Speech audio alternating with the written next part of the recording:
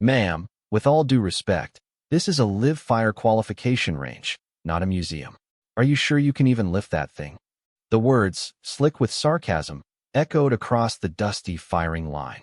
Sergeant Cross, a man whose ego was as polished as his boots, gestured with a dismissive flick of his chin toward the rifle case in the older woman's hands.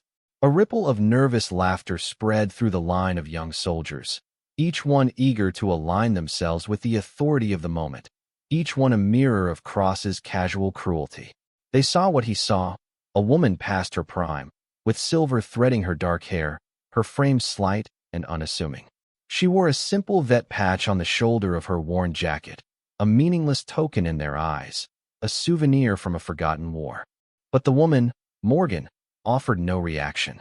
Her face was a placid lake, betraying no ripple of anger or humiliation. Her silence was a wall, absolute and impenetrable. Instead, her focus narrowed, her hands moving with a fluid economy that was a language all its own. She unlatched the case, revealing not a relic, but a heavily modified M210 enhanced sniper rifle, its stock worn smooth by 1,000 points of contact. She began to assemble it, her movements a quiet symphony of practiced competence. From the observation tower high above, Colonel Vance watched, his binoculars trained not on the targets, but on the woman's hands. He saw the way her fingers indexed each screw, the way she seated the on-block clip with a soft, final click. He saw the posture, the calm, the focus. And if you believe that true respect is earned in silence, not demanded with noise, type legacy below. Sergeant Cross continued his monologue, his voice a grating instrument of condescension. He swaggered down the line, tapping his own state-of-the-art rifle, a marvel of polymer and advanced optics. This, ladies and gentlemen, is a weapon, not a historical artifact, he announced, his gaze lingering on Morgan. This is what gets the job done in the modern world. We operate on precision, not nostalgia. He paused, letting his pronouncement hang in the air. The final qualification shot today is the cold bore at 800 meters. That's a test of a perfectly zeroed rifle and a master's touch.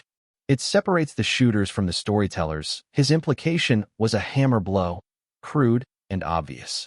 Morgan was a storyteller, a living relic. He was the shooter, the standard-bearer of the new age. The young soldiers nodded, their faces grimly serious, absorbing the lesson in arrogance.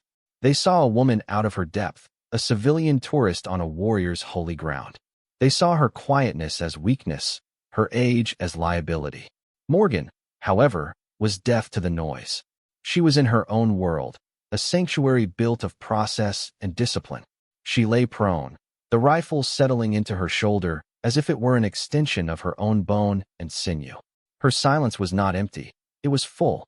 It was the silence of preparation, the silence of focus, the silence of a professional about to go to work. The command to commence the final qualification echoed down the line.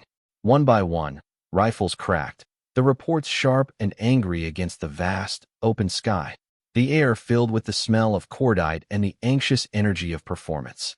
Sergeant Cross observed with a critical eye, barking corrections, his voice a constant, intrusive presence. Then, all eyes turned to the end of the line, to the woman with the old rifle.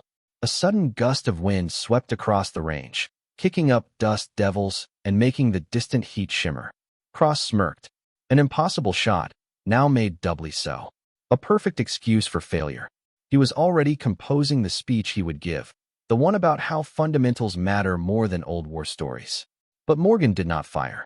She lay perfectly still, her breathing slow and rhythmic, her eye fused to the scope. She wasn't fighting the wind. She was listening to it, reading its invisible currents, waiting for the brief, imperceptible seam in the chaos that only a lifetime of patience could recognize. The world seemed to hold its breath. The soldiers, Cross, even the birds in the sky seemed to fall silent, caught in the gravity of her immense calm. She was not a person anymore. She was a fulcrum, a point of absolute stillness in a turbulent world. Then it happened. Her finger tightened on the trigger with a pressure so deliberate it was almost imperceptible. The rifle did not so much fire as breathe. A single, sharp crack, deeper and more authoritative than all the others. It was the sound of finality, the sound of a question being answered. The report died, and a profound, deafening silence descended upon the range. Every eye was turned downrange, squinting at the distant, small steel plate. 1 second, 2, 3. A lifetime passed in the space between the sound and the proof. Then, a faint but unmistakable ping traveled back on the wind, a single, perfect note of pure validation. It was a sound that shattered the foundation of every assumption made that day. It was the sound of impossibility made real. The spotter on the tower, his voice trembling with awe, crackled over the radio. Dead. Center, Sergeant Cross's face was a canvas of shock, his mouth hanging slightly open. His smug certainty evaporated, replaced by a hollow, ringing disbelief. No, he whispered, the word a puff of empty air. No way. A fluke.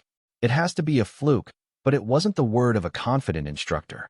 It was the desperate prayer of a man whose entire worldview had just been dismantled by a single, perfect shot.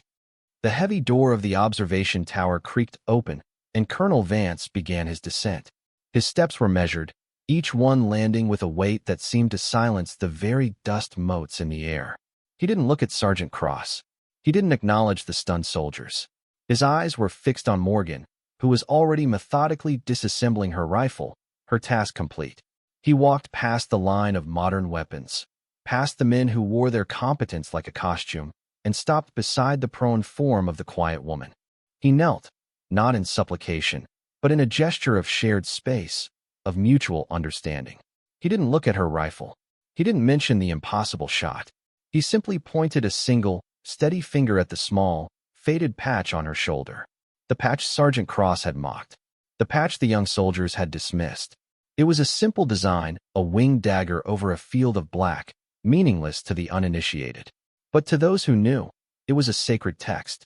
It was a symbol of a world that operated in the shadows, a world of silent professionals who did the nation's hardest work with no expectation of recognition.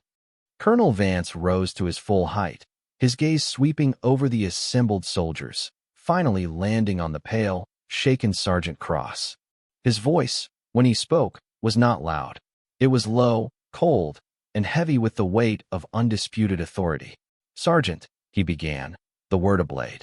You made a comment about this patch. He gestured again to Morgan's shoulder. You seem to believe it's a generic veteran's memento. You are mistaken, he paused, letting the weight of his words sink in. That is the unit insignia of a Tier 1 Special Missions unit. A unit so classified that its very existence is a rumor. This woman, who you dismissed, is Master Sergeant Elena Morgan, retired. She was one of the founding members of the Army's elite sniper Overwatch program. She has more confirmed engagements in hostile territory than every man on this range combined. That antique rifle? She built it herself. It has saved more American lives than you've had hot meals. He took a step closer to Cross, his voice dropping to a near whisper, yet carrying across the entire line. And that shot, the fluke you just witnessed? That is the exact shot she taught me 20 years ago in a place you are not cleared to know exists. This vet patch, Sergeant, outranks your entire career then. In a move that sent a shockwave of understanding through the crowd, Colonel Vance snapped to attention, his back ramrod straight, and delivered a crisp, formal salute to the woman on the ground. Ma'am, it is an honor to have you on my range. Morgan simply gave a short, respectful nod. Colonel, the story of that day spread not like wildfire, but like a change in the atmospheric pressure. It moved through the barracks, the mess halls, and the command posts with a quiet, undeniable force. The incident wasn't gossiped about. It was recounted, almost reverently. The young soldiers who had snickered were the first to carry the tale, their voices now filled with a mixture of shame and awe. They spoke of the silence, the impossible shot, and the colonel's salute. The range itself was unofficially renamed. It became Morgan's Line, a name that carried a new standard. It was no longer just a place to qualify. It was a place to remember the meaning of true professionalism. The steel target with the perfect, dead-center hole was taken down, not to be replaced, but to be preserved. It was mounted on a wooden plaque inside the main training hall, a small, painted white circle around the puncture mark. It became a lesson, a silent instructor for every new soldier who passed through. It was a physical testament to the fact that competence needs no announcement. That skill is its own credential. It was a reminder that the most dangerous people are not those who are the loudest, but those who have nothing left to prove. Sergeant Cross was not publicly reprimanded. Colonel Vance understood that some lessons are best learned in the quiet solitude of one's own conscience. Cross was reassigned. He was taken off the firing line and moved to the armory, a place of silent, meticulous work. The swagger was gone, replaced by a quiet, almost monastic focus. He spent his days cleaning weapons, his hands moving with a new kind of deliberation. Weeks later, he saw Morgan mentoring a young, nervous-looking female soldier on that same range. He watched from a distance as Morgan patiently adjusted the rookie's stance, her voice too low to be heard, her instruction conveyed through gentle pressure and example. Cross approached, his steps hesitant. He stood before Morgan, his eyes downcast. "Ma'am," he began, his voice thick with a humility he had never known. I was wrong. There's no excuse." "I'm sorry." Morgan looked at him, her expression unreadable as always. She didn't offer forgiveness or absolution. She simply gave a single, short nod of acknowledgement, a gesture that said the past was the past, and the only thing that mattered was the standard you held yourself to now. The lesson wasn't about his punishment, it was about his education. And in that moment, he finally understood. Years passed. Colonel Vance retired, and Sergeant Cross eventually earned back a position of instruction, though he was a changed man. His lessons were different now. He spoke less of gear and more of mindset. He taught his students to listen to the wind, to respect the process, and to find confidence not in their voice, but in their results. The story of Master Sergeant Morgan became a foundational myth at the base, a piece of institutional folklore told to every new arrival. It was a parable about the danger of assumptions. It was a lesson that the quiet, unassuming person standing next to you might be a giant, their silence a measure of a gravity you couldn't yet comprehend.